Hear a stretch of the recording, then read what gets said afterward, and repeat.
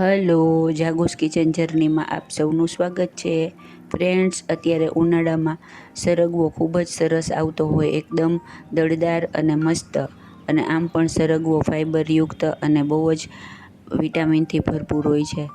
તો આપણે આજ સરગવાની સરસ મજાની રેસીપી રેડી કરીશું. તો ચાલો શરૂ કરીએ. સૌથી પહેલાં મેં 4 સરગવાની સીંગ લીધેલી છે. તેના આપણે 2 ઇંચના ટુકડા કરી લેશું. આવી રીતે તેના 2 ઇંચ, 1.5-2 ઇંચ જેટલા ટુકડા કરી લેવાના છે. સરગવાની સીંગ થોડી દળદાર હોય તેવી લેવાની છે, સાવ પતલી લેવાની નથી. જો આપણે બધા ટુકડા રેડી કરી લીધા છે. હવે આપણે એક કુકર લેશું અને ત્યારબાદ તેમાં થોડું પાણી એડ કરી અને સરગવાની સીંગને તેમાં એડ કરીશું. ફ્રેન્ડ્સ, સરગવાની સીંગ કટ કરતાં પહેલાં ધોઈ લેવાની છે. હવે આપણે કુકરને 2-3 સીટી વગાડી સાવ ઠંડુ થાય પછી જોઈ લેશું. આપણો સરગવો સરસ રીતે બફાઈ ગયો છે. ફ્રેન્ડ્સ, તમે આને છૂટો પણ બાફી શકો છો, પણ કુકરમાં ઝડપથી ચડી જાય. ફ્રેન્ડ્સ, પાણી માપનું જ નાખવાનું છે, બહુ નાખવાનું નથી. જરૂર પડે તો આપણે પાછળથી નાખશું.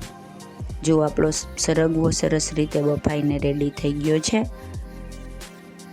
હવે આપણે તેમાં સરગવામાંથી જ વધેલું પાણી થોડું એડ કરી અને તેને આવી રીતે પહેલાં વિસ્કરથી મેશ કરી લેશું.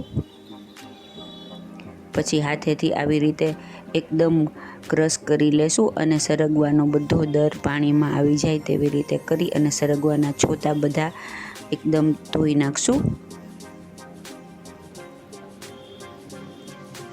ફ્રેન્ડ્સ, આ સરગવાના રેસીપી આપણે સરગવાના થેપલા તો ઘણીવાર બનાવતા હોઈએ, પણ આજે આપણે પુડલા રેડી કરીશું.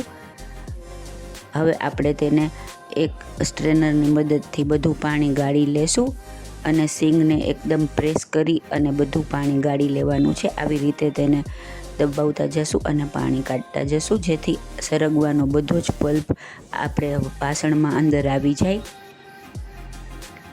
ફ્રેન્ડ્સ, આ પુડલા એટલા સુપર ટેસ્ટી અને સુપર હેલ્ધી છે ને કે હું તમને શું કહું. અને સોફ્ટ તો એટલા ને કે એક જ હાથે તૂટી જશે. તમે પૂરો વિડીયો જોજો.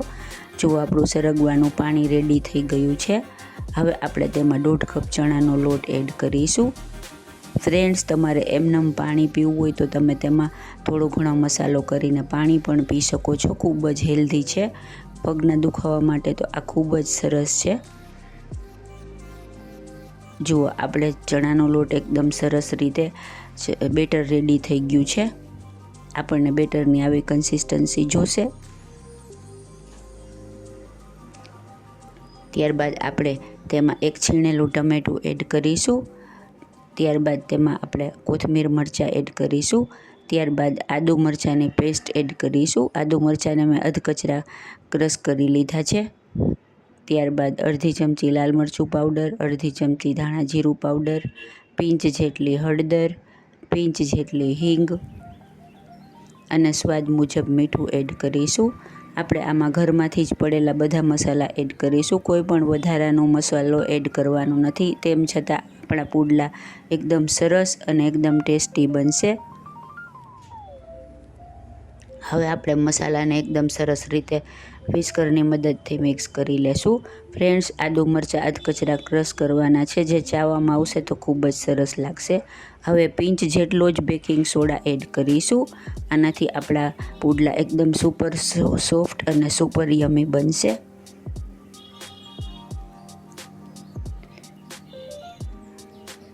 હવે આપણે લોઢી પહેલાંથી જ ગરમ કરવા મૂકેલી છે, તેને તેલથી ગ્રીસ કરી લેશું.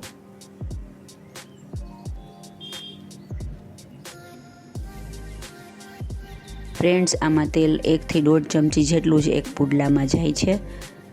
હવે આવી રીતે આપણે ચમચાના મદદથી બેટર તેમાં પોર કરી લેશું. બેટર થીક રાખવાનું નથી, સેમી થીક રાખવાનું છે, જેથી આપણો પુડલો એકદમ સુપર સોફ્ટ બનશે. આવી રીતે હળવેથી આપણે પુડલાને ફેલાવી લેશું અને પુડલો સાવ પતલો કરવાનો નથી, સેજ જાડો રાખવાનો છે. ત્યારબાદ ઢાંકણ ઢાંકીને મીડિયમ ગેસે તેને ચડવા દેશું. ફ્રેન્ડ્સ, ઉપર તમે હાથ અડાડો તો હાથમાં બેટર ના આવે તેવું થાય, એટલે આપણે તેને પલટાવી લેશું. સેજ તેલ નાખી અને આપણે પુડલાને ટર્ન કરી લેશું. નોનસ્ટિક પેન હોવાથી આ ઇઝીલી ઉકળી જશે. આ સાદી લોઢીમાં પણ આરામથી થશે, કેમ કે ચણાના લોટના પુડલા સાદી લોઢીમાં પણ થાય છે. હવે આપણે ઢાંકણ ઢાંકી ફરીથી તેને 2-3 મિનિટ સુધી મીડિયમ ગેસે ચડવા દેશું. હવે આપણે ટર્ન કરી અને જોઈ લેશું. જુઓ, આપણો પુડલો બંને બાજુ સરસ રીતે ચડી ગયો છે. હવે આપણે તેને લઈ લેશું. આપણો સુપર સોફ્ટ પુડલો રેડી થઈ ગયો છે. આવી રીતે આપણે બીજા પુડલાને પણ રેડી કરી લેશું. ફ્રેન્ડ્સ, 1.5 વાટકી ચણાનો લોટ અને 4 જેટલી ડ્રમસ્ટિક હોય તો તેમાંથી 5 જેટલા આવડા મોટી સાઇઝના પુડલા રેડી થાય છે. ફ્રેન્ડ્સ, જો તમે મારી ચેનલ પર નવા હો તો મારી ચેનલને સબસ્ક્રાઈબ જરૂરથી કરજો અને બાજુમાં રહેલ ઘંટડી દબાવી દેજો, જેથી મારી નવી રેસીપીનું નોટિફિકેશન સૌથી પહેલાં તમને મળે.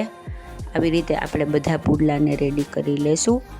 છે ને એકદમ જોરદાર, ખાવામાં એટલા જ મજેદાર અને એટલા સુપર હેલ્ધી છે. મોદી દાદાને ડ્રમસ્ટિકના પરોઠા ખૂબ જ ભાવે, પણ આપણે આજે ડ્રમસ્ટિકના પુડલા રેડી કર્યા છે, જે એકદમ હેલ્ધી અને એકદમ ટેસ્ટી છે. હવે આપણે તેને સર્વ કરીશું. એક જ હાથથી તૂટી જાય એવા સુપર સોફ્ટ, સુપર ટેસ્ટી અને સુપર હેલ્ધી એવા આપણા સરગવાના પુડલા રેડી છે. મેં અત્યારે તેને ટમેટો સોસ સાથે સર્વ કર્યા છે. તમે તેને લસણની ચટણી સાથે પણ સર્વ કરી શકો છો અથવા દહીં સાથે પણ સર્વ કરી શકો છો. બધા સાથે આ પુડલા ખૂબ જ સરસ લાગે છે. એકદમ હેલ્ધી, એકદમ ટેસ્ટી અને એકદમ સુપર ફૂડ એવા સરગવાના પુડલા રેડી છે. તો તમે પણ ચોક્કસથી બનાવજો.